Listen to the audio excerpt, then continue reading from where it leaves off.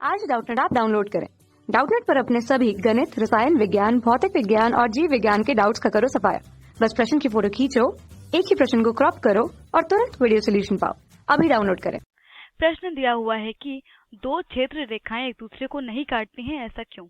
ठीक है, तो हमें बताना है कि जो क्षेत्र रेखाएं हैं वो एक दूसरे को नहीं काटती, ऐसा क्यों होता है। देखिए, तो दो क्षेत्र रेखाएं होती हैं वो हमेशा समांतर होती हैं एक दूसरे से, ठीक है, कभी एक दूसरे को नहीं काट रही होती हैं। तो इसका रीजन बताना है कि ऐसा होता क्यों है।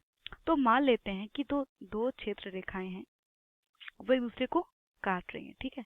एक क्षेत्र रेखा ये है और एक क्षेत्र रेखा ये एक दूसरे को काट रही है, ठीक है।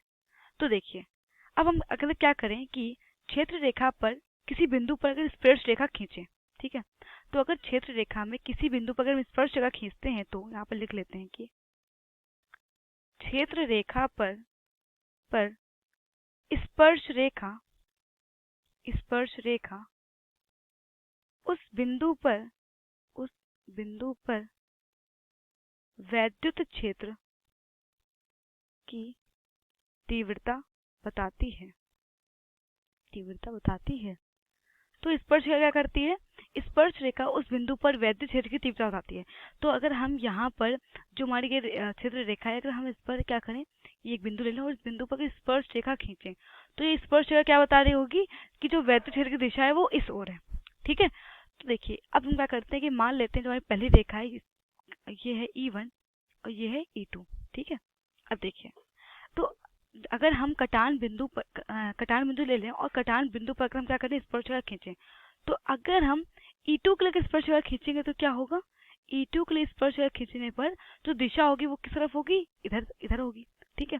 और अगर हम E1 के लिए स्पर्श रेखा खींचें तो E1 के लिए स्पर्श रेखा होगी, अगर खींचेंगे तो स्पर्श रेखा कुछ इस प्रकार होगी।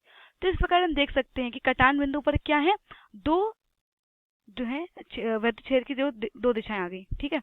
E2 के लिए जो दिशा है वो इधर है और E1 की दिशा क्या है, इधर है।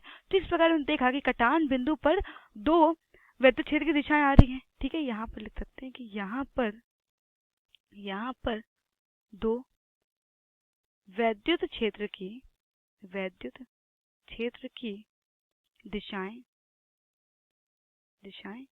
हैं, ठीक है, और जो कि क्या है, असंभव है, ठीक है। तो वैद्युत क्षेत्र की दो दिशाएं होना असंभव है। वैद्युत क्षेत्र की हमेशा एक ही दिशा होती है।